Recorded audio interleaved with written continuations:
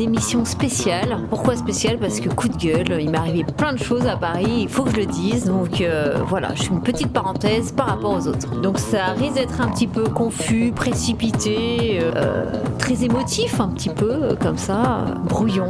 Mais c'est comme ça. C'est la vie. Don't worry. Juste avant Noël, j'ai posté une photo, alors nue, je dirais pas, mais j'étais de face avec un masque. C'était pour ma performance au fil de soie qui est bientôt finie. Et de face, mais j'ai mes mains comme ça sur ma poitrine. On voit pas grand chose, mais c'est vrai que je suis quand même nue. Faut le dire. Et là, les amis, bon, j'ai pas eu non plus des millions de remarques, mais j'ai eu quelques petites choses qui sont passées que j'ai envie de vous dire. Avant Noël, j'étais auprès du poil, la femme au foyer, ça s'appelait, je la trouvais d'actualité. Quoi, bref, elle me plaisait. Et c'est vrai que là, j'ai eu quelques photographes que je connaissais pas trop sur internet qui m'ont dit ouais, moi j'adore ce que tu fais, est-ce qu'on pourrait pas se donner rendez-vous, parce que moi j'aimerais bien faire des photos de performance. Donc moi naïvement je me dis oh bah cool. J'en ai eu aussi un peu sur LinkedIn, pareil, un gars il m'a dit ouais j'adore, c'est très érotique, tu es très sexy, j'adore tes photos. Voilà, bon, voilà, j'ai eu des petits retours sympatoches, le lot des gens que j'ai un peu tous les jours. Dès qu'en fait je suis un peu dénudée, j'ai toujours les mêmes qui me mettent plein de cœur, qu'ils adorent. Instagram te dit bravo, c'est la photo qui a été le plus aimée dans la semaine. Voilà, donc j'ai un petit groupe comme ça de mecs qui me suivent et qui apparaissent et qui mettent j'adore quand je suis sans culotte. Voilà, donc c'est pas spécialement destiné à eux, mais voilà, ils me disent ouais merci, super photo. C'est eux qui pensent que je leur ai fait un cadeau. Oui, c'est eux qui pensent que je leur ai fait un cadeau parce qu'ils le valent bien. Sur LinkedIn, il y a un gars qui m'a dit est-ce qu'on pourrait se parler en privé, se connecter en privé pour discuter tes photos, ce qu'on pourrait faire, etc. Et je dis bah écoute, je dis bah pourquoi pas, on verra demain. Et le matin à 7h du mat, et je ting, j'ai une petite est-ce qu'on peut se connecter, tu montes tes photos, tout ça. Et là je me suis dit oh là là, mais non, pas du tout, ça va pas du tout le faire. Et aussi donc suite à cette photo, j'ai un photographe qui m'a dit bah écoute, moi aussi j'aimerais bien te rencontrer, j'aime beaucoup ce que tu fais, tes performances. Donc je me suis dit bah cool, quelqu'un qui aime mon art, parce que c'est un art un peu particulier. J'étais très honorée. Et donc j'ai regardé un peu qui c'était, et le mec très connu, fiche Wikipédia, qui fait des photos depuis très longtemps, metteur en scène, qui a écrit des bouquins, quoi. Bon, le truc un petit peu incroyable. Donc je lui réponds, bah écoute super, bon est-ce qu'on peut pas d'abord s'appeler pour voir si ça colle, etc. Il me dit ok, pas de problème. Donc la semaine d'après on s'appelle. On se tutoie, très sympa, bonne ambiance. Et là, on se donne un rendez-vous donc dans Paris, dans un petit bar. Et donc j'arrive, moi j'étais toute contente, lui très gentil, bon, je dirais 50 ans. On discute, il me raconte tout ce qu'il a fait, super intéressant. Et puis moi je me suis dit, bon bah je vais quand même lui raconter ce que je fais, parce qu'a priori il est quand même intéressé par ce que je fais, c'est ce que j'avais compris. Il me dit oui, moi je peux venir faire si tu veux ta prochaine performance, tes photos, ton cliché. Je dis, ce sera à la Tour Eiffel. Il me dit ouais, pas de problème. Je dis mais après comment on fait pour les droits, etc. Parce que c'est important en général avec les performeurs et les photographes, on se partage les droits. Il me dit oh non, moi, non, mais t'inquiète, hein, je te fais tes photos et puis je te donne tous tes clichés. Je dis mais tu veux pas en garder? Il me dit non, c'est pas la peine. Je fais ah bon, donc je trouvais ça étonnant pour un photographe de pas garder ses droits, c'est extrêmement rare.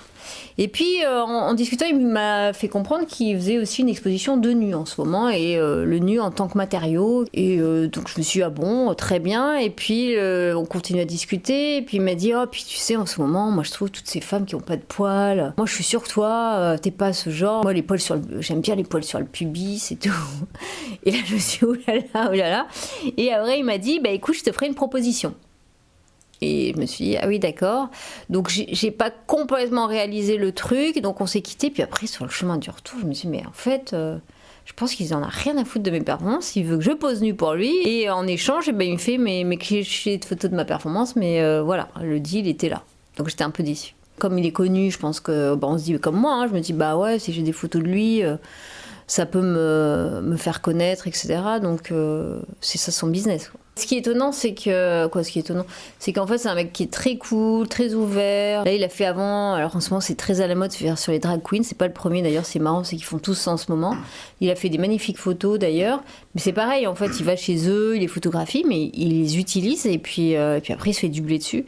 En fait, c'est des gens qui font très ouverts, etc. Et en fait, ils nous colonisent et utilisent. Et à côté de ça, ils sont pas du tout, je pense, ouverts au féminisme, au queer. Ils utilisent juste une faille et à un moment donné, c'est des gros hétéros qui nous prennent pour des objets et nous utilisent pour montrer au monde une image de ce que pense l'hétéro sur les femmes, les dragues, les trans. En fait, ils nous imposent une vision qui n'est pas la nôtre. Ils nous colonisent. Et tout ce qui n'est pas eux peut être consommé. Ouais, et du coup, je me suis posé la question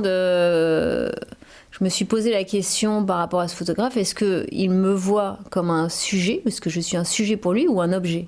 Et en fait, à ce retour ça me pose toujours des questions, le nu, parce que des fois j'ai envie de faire des photos nues parce que je les trouve belles et elles me plaisent pour moi, et ça déclenche toujours ça, c'est-à-dire des hommes qui veulent faire des photos, etc. Et en fait, là, cette proposition qui m'a fait d'être nue, de poser pour lui nu, c'est toujours perturbant parce que, je me dis, bah oui, mais si tu en passes pas par là, ton art sera jamais connu, donc c'est une promotion. Et d'un autre côté, je me dis, mais si vraiment je m'écoute, non, j'ai vraiment pas envie, je me vois pas. Alors, je m'y suis imaginée. Je me suis dit, bon, imaginons le truc. Donc j'arrive, chez lui j'imagine, parce que je crois qu'il n'a pas de studio. Écoute Marie-Pervenche, tu te déshabilles, là tu te mets comme ci, comme ça. Mais je vois même pas le truc, quoi. Je veux dire, déjà, c'est pas mon métier. Je pense qu'il y a des gens qui sont plus pros que moi. J'ai quand même 48 ans. Mais alors, je me voyais pas devant un mec tout habillé que je connais pas, avec son appareil photo, me dire, bah là, tu peux te mettre couché, tu lèves tes jambes. Non, là, c'est pas possible. Donc, en fait, au début, je me suis dit, ouais, je vais le dire, allez, il faut tenter des choses, il faut pas être complètement coincé, pudibonde, c'est-à-dire qu'à un moment donné, il faut se lâcher de ça. Et puis après, mais ça me donnait mal au bide. Je me suis dit, mais c'est pas possible, non, mais j'ai pas envie, en fait, j'ai pas envie de donner mon corps à quelqu'un que je connais pas, qui va m'utiliser. Et non, je préfère. J'ai envie de rester libre avec ce que j'ai envie de faire, et tant pis, quitte à être jamais connue, mais garder ma liberté et mon art. Sur mon Instagram, j'ai marqué mon corps et mon matériau. Artiste performeur, mon corps et mon matériau. Et ce photographe m'a dit, moi je fais une exposition sur le corps objet. Et donc, je me suis dit, mais peut-être parce que j'ai marqué mon corps et mon matériau, qu'ils se sont dit, alors ce corps-là, c'est mon matériau, c'est mon objet, je vais pouvoir en faire ce que je veux. J'y avais pas pensé, en fait, qu'on puisse te dire que son corps, c'est mon matériau. Le matériau de lui, mais des autres, tout le monde peut l'utiliser comme il veut, Je suis en fait une prostituée du monde entier. Mais j'y avais pas pensé. Moi, j'avais mis mon corps, mon matériau pour moi, c'est-à-dire c'est mon matériau à moi, pas les autres, mais il y en a d'autres qui l'ont vu autrement. Et en fait, quand ce photographe m'a dit qu'il voulait donc utiliser mon corps nu avec des poils, attention, sans poils c'est moins intéressant, parce que depuis qu'il y a du porno, c'est sans poils. Donc nu avec des poils, ce photographe s'est comporté comme un hétéro, c'est-à-dire je suis son objet. C'est la définition même du mâle hétéro. La femme est son corps est un objet. En gros, c'est pas parce que je me fous à poil que je vous fais un cadeau. Quand j'ai marqué mon corps et mon matériau, c'est vraiment mon matériau pour moi, c'est-à-dire comme une toile. Je la donne pas à la voisine, c'est ma toile, donc mon corps c'est mon matériau pour moi et je l'utilise comme je veux, en toute liberté, mais ça n'appartient à personne d'autre. C'est pas un cadeau que je vous fais, c'est mon corps, c'est à moi. Je fais usage de ma liberté. Par contre, le jour où je n'oserai plus me mettre toute nue, à poil j'aime pas trop, c'est que vous aurez gagné. Il n'y a pas que les mecs, il y a aussi l'injonction sociale par rapport à mon milieu, par rapport à mon âge, par rapport à ma situation. En fait, tout est fait pour que je ne fasse pas ces photos-là parce que ça ne se fait pas. Donc, à chaque fois je fais des photos que j'ai envie de faire, c'est un pas vers une liberté que je gagne à chaque fois, un petit peu, tous les jours un petit peu plus. Mais ça demande toujours un effort en fait, mais même de faire des podcasts, même tu prends en fait toujours un petit peu plus de territoire. J'adore les fémènes, je trouve qu'elles sont hyper courageuses, elles sont très libres alors qu'elles s'en prennent plein la figure, elles sont pas beaucoup aimé, mais je trouve que elles sont extraordinaires. D'ailleurs, elles sont en groupe, elles sont pas toutes seules. Pour lutter contre le tabou et la punition, parce qu'en fait, quand tu fais quelque chose comme ça, la nudité ou faire des choses, des podcasts où tu dis ce que tu penses, etc., t'as toujours peur que le lendemain, on va te fouetter. Ou tu vas avoir, pas on va te mettre en prison, mais on va te condamner, tu vas plus pouvoir sortir de chez toi parce que tu n'as fait quelque chose qui était interdit. Dès que tu fais de l'art, vraiment le vrai art, tu as peur, en fait, des représailles.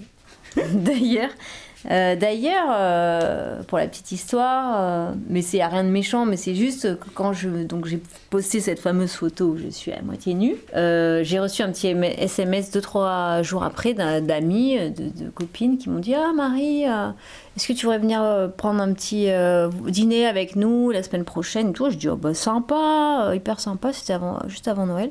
Je dis ok, super sympa, donc on se reconfirme ça, j'y vais et tout. On se retrouve au resto, hop, on mange bien, etc. On commence à boire et tout, puis en plein milieu, il y a une de mes amies qui me dit au fait, Marie, tu sais pourquoi on est là? Je suis ah bah non. Je dis ouais, parce qu'on voulait dire, on est un peu inquiète, les photos que tu fais...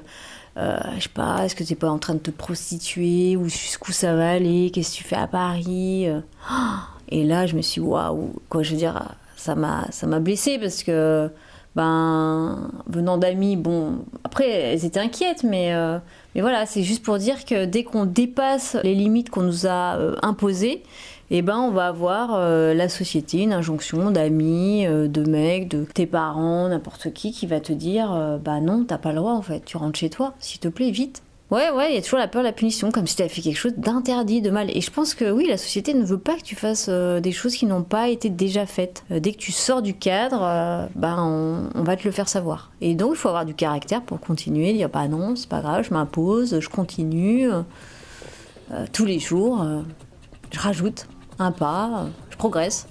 C'est vrai que c'est une peur qui est particulière parce que donc moi ça me fait peur, à chaque fois je me dis oh là là, qu'est-ce qui va m'arriver, oh là là, et donc je le fais et en fait il se passe rien. C'est-à-dire que les lions se transforment en chatons.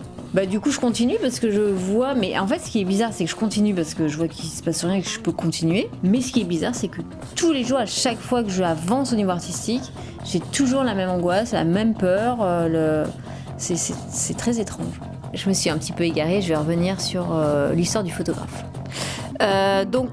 L'histoire du photographe au prochain épisode parce que ça ferait 28 minutes, c'est un peu long. Donc je coupe en deux, 14 minutes, on s'arrête, une petite pause et la semaine pro, on fait le deuxième. Je vous le promets.